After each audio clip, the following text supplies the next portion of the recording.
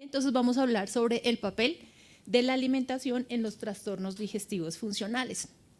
Y entonces todos sabemos que la alimentación y la comida es un momento de placer generalmente. Entonces ahorita todos estaremos pensando, ay, voy a ir a almorzar con fulano de tal o con sultana que hace mucho tiempo no la veo y qué rico y vamos a compartir. Y luego, cuando hacemos recuerdo de esos momentos, pues nos acordamos de la alimentación. Pero tristemente, para un porcentaje importante de papás, mamás y población, pues ese momento no es tan agradable porque la alimentación se vuelve un momento de qué voy a hacer si el niño tenía esta condición, este síntoma y el médico, el gastropediatra, el médico general, la nutricionista, la enfermera me dijo que no podía comer A, B, C, D, E, F, G, Z, entonces se les vuelve un problema. Entonces vamos a revisar qué es lo que hay y qué es lo que podríamos hacer y cómo lo podríamos abordar. Rápidamente, pues ya el doctor Juan Pablo lo dijo, los trastornos digestivos funcionales son una serie de síntomas crónicos que no se explican por alteraciones estructurales o bioquímicas que tienen un impacto importante en la calidad de vida del niño y de la familia. Y los síntomas o la clasificación de estos se establece según los síntomas que sean más persistentes. Ya lo vimos, la clasificación de Roma 4 es la clasificación que está vigente y hay una clasificación para neonato y niño menor que es hasta los 5 años y una para adolescentes y niños que es desde los 4 hasta los 8 años. Este grupo de trastornos abarcan condiciones que tienen que ver con náuseas, vómitos, dolor abdominal, diarrea y defecación.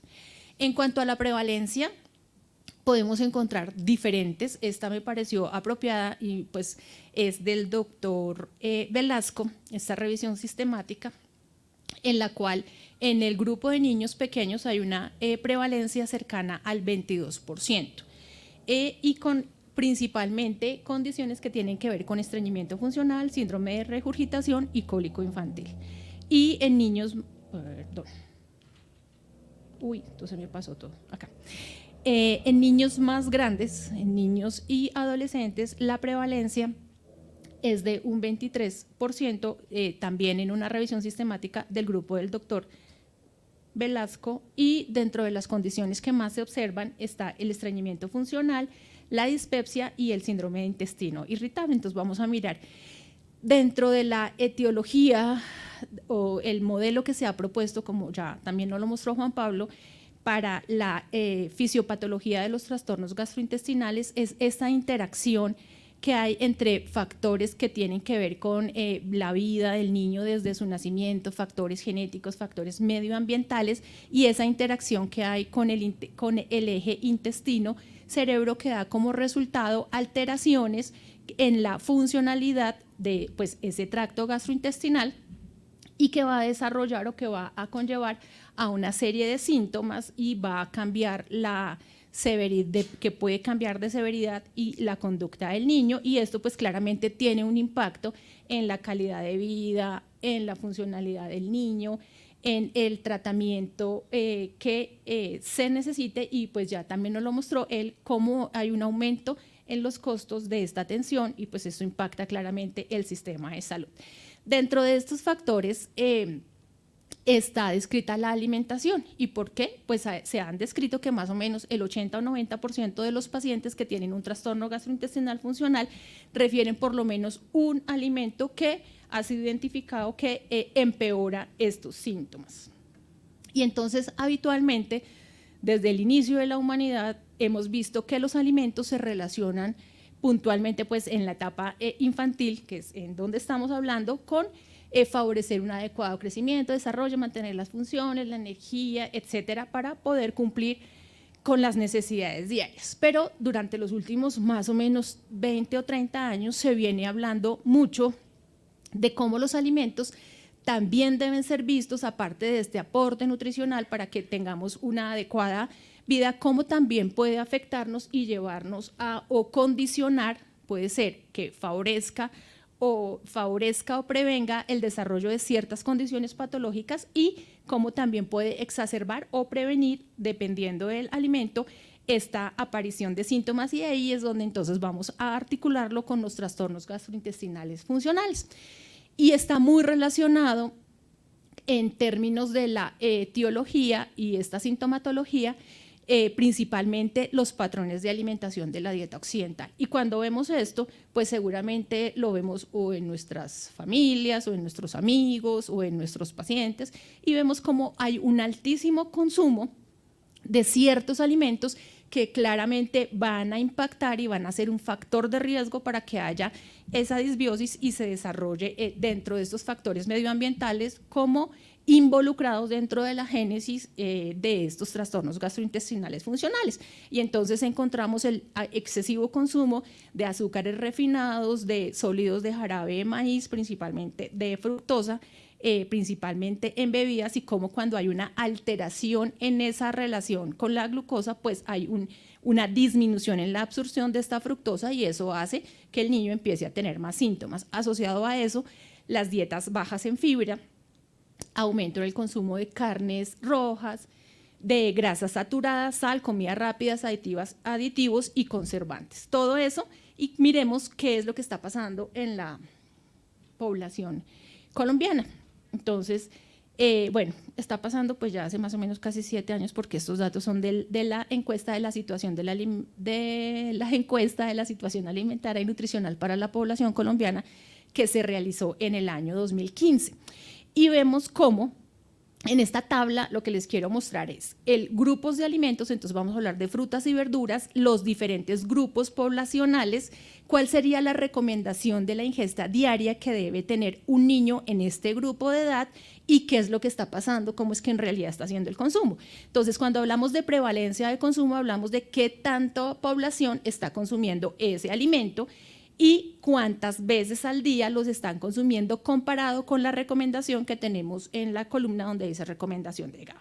Entonces, para las frutas y verduras, pues en realidad vemos un panorama bastante triste y desolador. Y entonces, Artiga, cuando Juan Pablo hablaba de los probióticos, yo decía, pues es que como no estamos fallando en lo básico, entonces sí, a veces uno sí dice, comas esto, tomes el otro, porque pues esto favorece mantener un microbioma y si no lo tenemos, pues de alguna manera lo tenemos que tener y mejorar, porque hay una clarísima relación, no solo en enfermedades de niños, sino en los adultos, con esa disbiosis que hay. Entonces, retomando el tema, pues vemos el bajísimo consumo que tenemos de frutas y verduras y lastimosamente donde encontramos que hay un mejor número está relacionado con el consumo de jugos. Y esos jugos pues también sabemos que tienen un altísimo contenido de azúcar o de fructosa. Y en los que consumen, entonces veamos las porciones que consumen. En general, para redondear y hacerlo más fácil, lo que la gente termina comiendo es las verduras en los guisos, tomate y cebolla, porque ese es uno de los problemas que tuvo esta encuesta, eso fue lo que se contempló. Y por el otro lado, pues la poca fruta que va incluida dentro de los jugos. O sea, cero consumo de fibra a través de frutas y verduras y bueno, los otros beneficios que tienen las frutas. Con respecto a los azúcares, no deberíamos, cuando acá hablamos de 1 o 2 porciones, estamos hablando de que se coman 5 o 10 gramos de azúcar en el día máximo.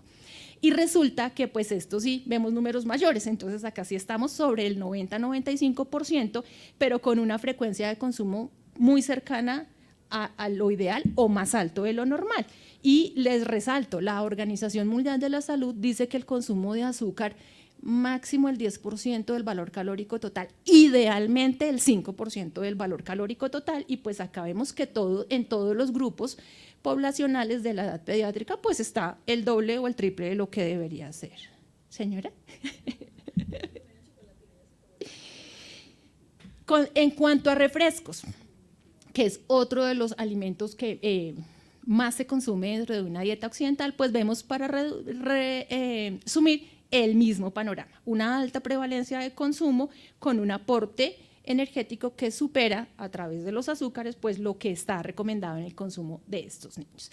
Y entonces ya vimos cuáles serían esos factores condicionantes que tenemos en realidad en nuestra población. Entonces aquí una de las reflexiones es qué está fallándonos para que tengamos esos números, que seguramente en la encuesta que se va a hacer en 2023-2024, pues seguramente esto va a ser mucho peor por la pandemia, por el tema socioeconómico que está cursando el país y demás. Entonces, pero ¿qué acciones estamos haciendo nosotros para prevenir desde ese factor que es la alimentación, la ocurrencia de estos trastornos gastrointestinales funcionales?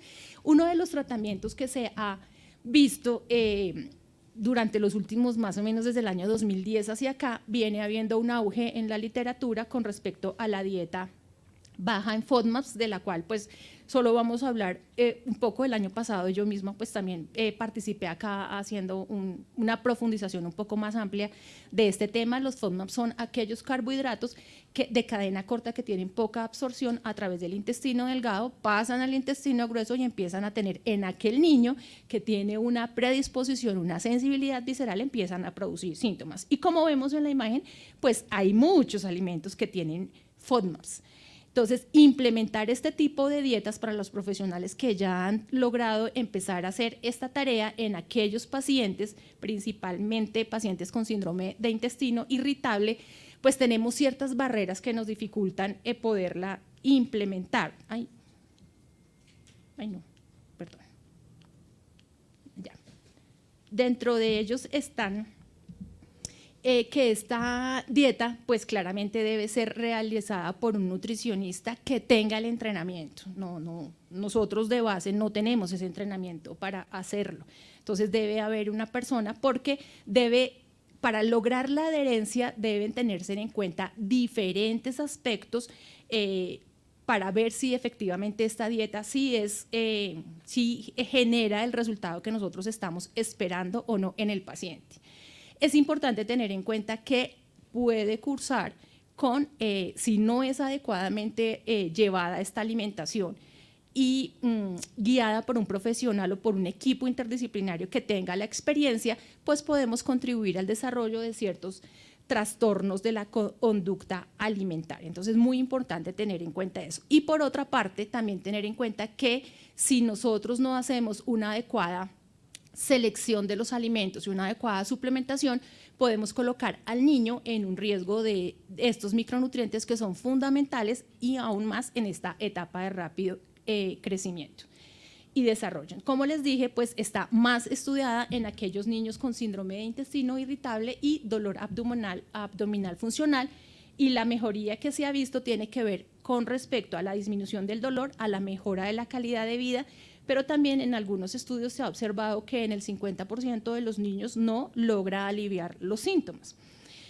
En esos mismos estudios seguramente aducen o llevan a la reflexión de que tal vez sea necesario poder implementar que esta dieta sea realizada por un nutricionista que tenga la experticia para lograr la adherencia y lograr en realidad sí la mejoría.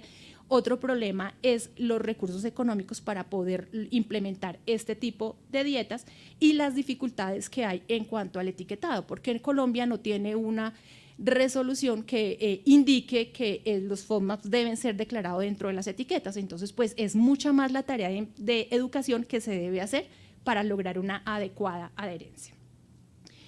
Otras de los cambios en la alimentación que se están sugiriendo ahora para trastornos gastrointestinales funcionales, principalmente dolor abdominal, se está hablando de la dieta libre de gluten.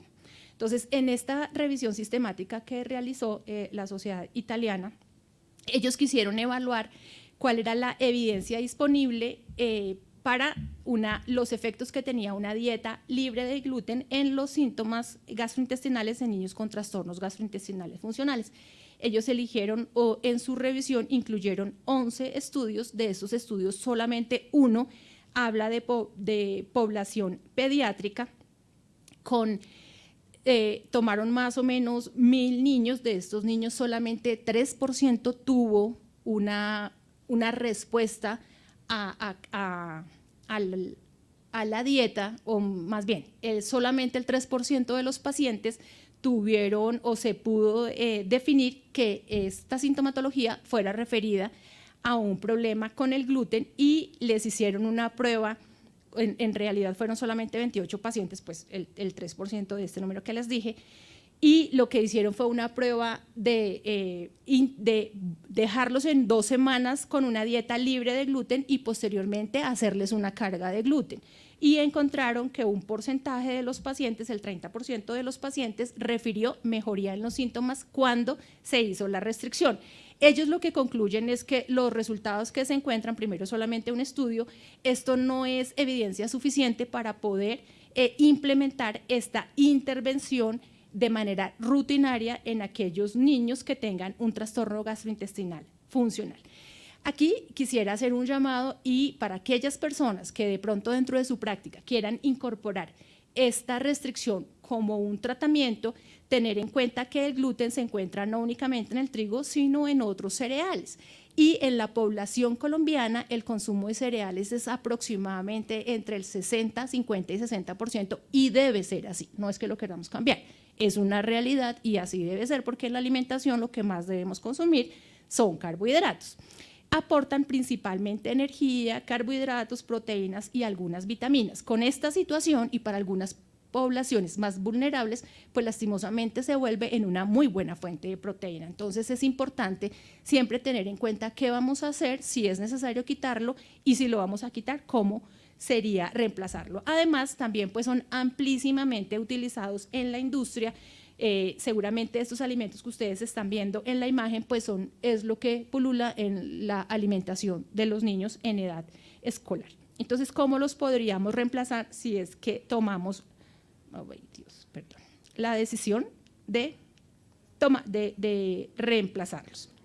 Entonces, deberíamos tener en cuenta que estos se encuentran dentro del grupo de cereales y podríamos tener estas alternativas para poder reemplazar ese aporte nutricional y calórico y evitar deficiencias nutricionales. Otro tema importante que seguramente ustedes han visto cuando van a hacer mercado es que los alimentos libres en gluten también tienen un alto valor, más o menos el 180%, más un costo más elevado que el mismo alimento con el contenido normal de proteínas. Y les dejo esta imagen donde se pueden tomar una guía de cuáles serían las porciones que el niño debería consumir de este grupo de alimentos para lograr el aporte nutricional que se requiere.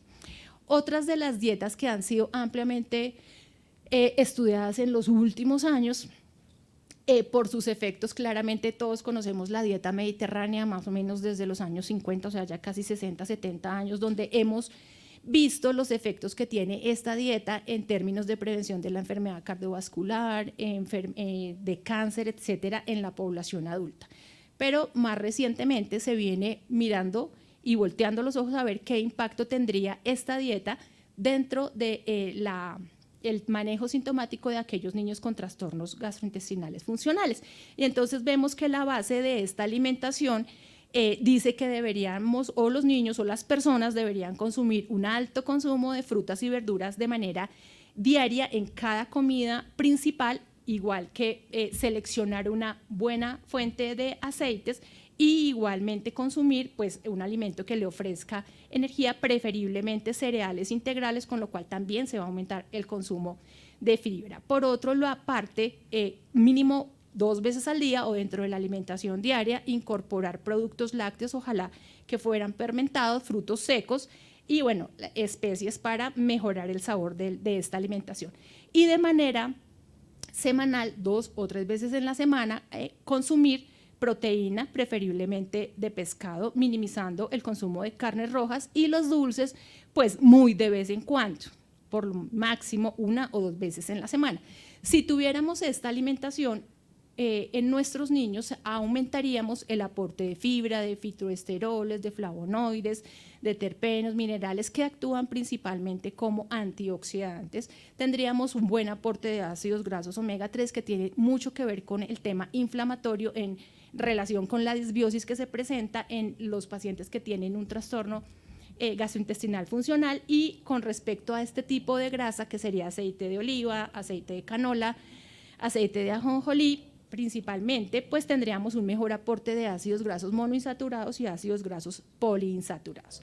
¿Qué hay con respecto a la evidencia de las características que tiene esa alimentación? Entonces, en este estudio, lo que quisieron evaluar fue la prevalencia y los factores de riesgo para dolor abdominal en niños en etapa escolar. En este estudio aplicaron unos cuestionarios donde evaluaban variables sociodemográficas y algunas preguntas que ayudaban a evaluar si el paciente tenía un trastorno gastrointestinal funcional. De 925 niños, ellos encontraron una prevalencia de 24% de dolor abdominal funcional, teniendo en cuenta los criterios de Roma 4.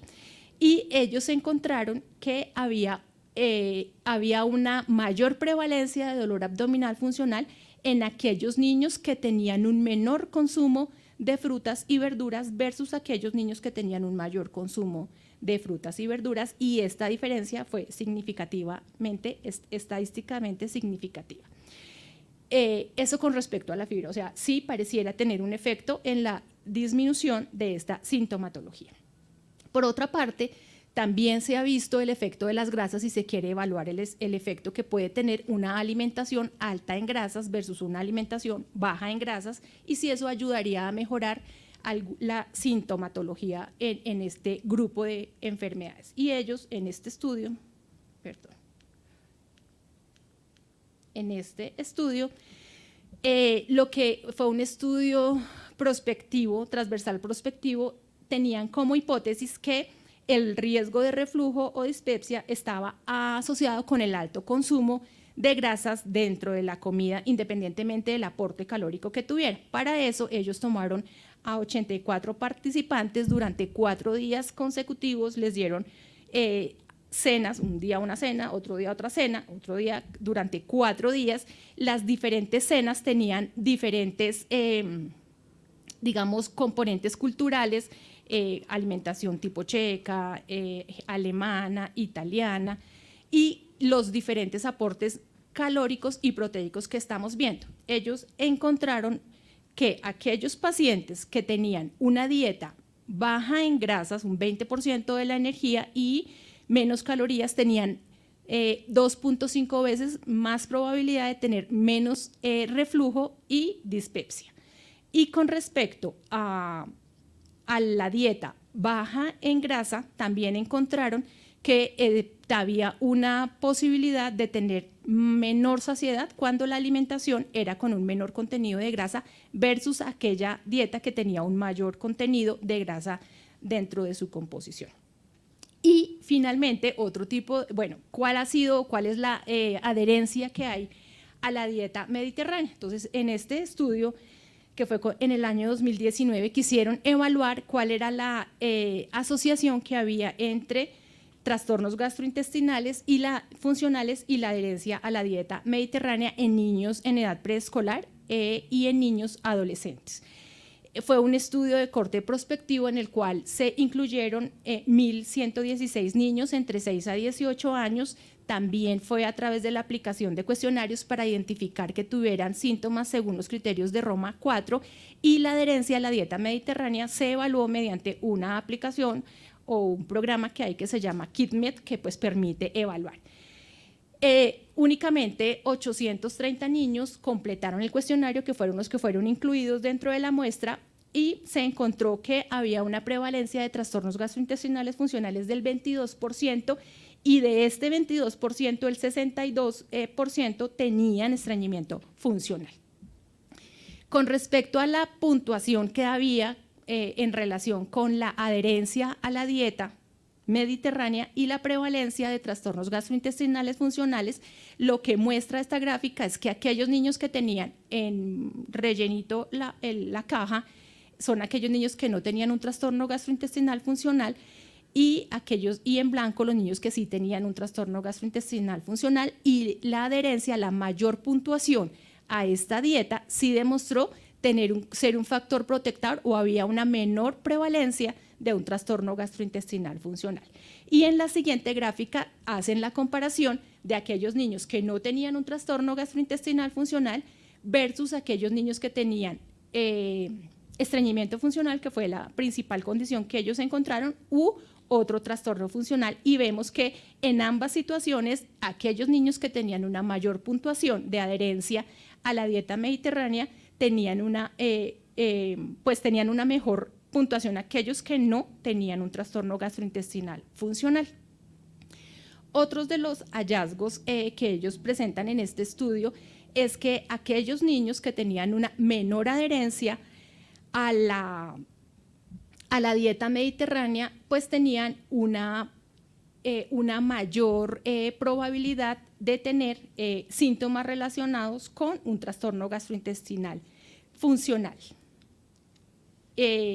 La conclusión que los autores dan en este estudio es que la buena adherencia a una dieta mediterránea se asocia con una menor prevalencia de trastorno gastrointestinal funcional en niños y adolescentes, mientras que en adolescentes muestran una prevalencia significativamente mayor comparado con los niños más pequeños. Entonces, me gustaría que revisáramos cómo es la dieta mediterránea comparado, porque claro, pues dieta mediterránea, entonces de una vez nos vamos allá, que no, que es que eso es de afuera, que los hábitos de alimentación, etcétera. Pero me parece que la dieta mediterránea tiene cosas, más bien el plato de la familia colombiano tiene cosas muy similares que nosotros podríamos adaptar implementándolo y que nos beneficiaríamos de la dieta mediterránea. Entonces, en el plato colombiano hablamos de que debemos tener un alto contenido de frutas y verduras, también debemos comer cereales, raíces, tubérculos y plátanos, igual que nos lo está diciendo la dieta mediterránea en todas las comidas, en los tiempos principales, preferiblemente pues tener ojalá consumo de este tipo de alimentos que sean integrales. También debemos tener un consumo de lácteos, también debemos tener un consumo de proteínas que pueden ser o de origen vegetal o de origen animal, el aporte de grasas, prefiriendo también grasas saludables y pues como vemos mínimamente el consumo de azúcares y dulces, o sea que sí podríamos implementar estrategias que nos permitan o tratar los pacientes o prevenir esa sintomatología con base en lo que hay en las herramientas de seguridad alimentaria que tiene disponible nuestro país. ¿Y esto por qué no me anda? ¿Me ayudas? No sé. A ver, perdón.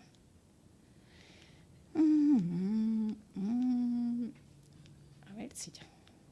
Listo. Y ya, pues como para ir finalizando, quisiera mostrarles entonces, este estudio me llamó la atención mirar con qué frecuencia es que los profesionales de la salud están haciendo recomendaciones con respecto a los trastornos gastrointestinales funcionales y qué es lo que le estamos diciendo a los pacientes. Entonces, este estudio tuvo como objetivo determinar y contrastar la frecuencia y los tipos de recomendaciones dietéticas que los profesionales gastroenterólogos o pediatras están ofreciendo a los pacientes. Fue una revisión prospectiva de registros clínicos en los cuales se haya mencionado algún trastorno gastrointestinal funcional siguiendo los criterios de Roma 4 y el grupo poblacional que se tuvo en cuenta fueron niños entre 4 a 18 años y el tiempo de recolección de datos fue durante 23 meses. ¿Qué encontraron? Que la mayoría de los pacientes, cerca del 57% de los pacientes no reciben indicaciones con respecto a la alimentación cuando son atendidos por un pediatra o por un gastroenterólogo pediatra y el paciente tiene un trastorno gastrointestinal funcional.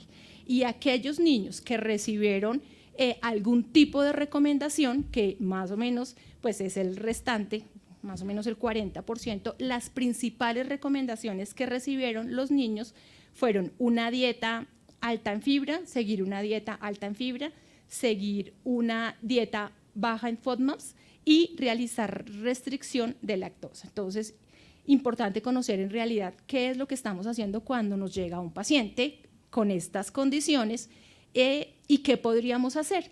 Solamente el 20% de estos pacientes fueron remitidos a una profesional nutricionista.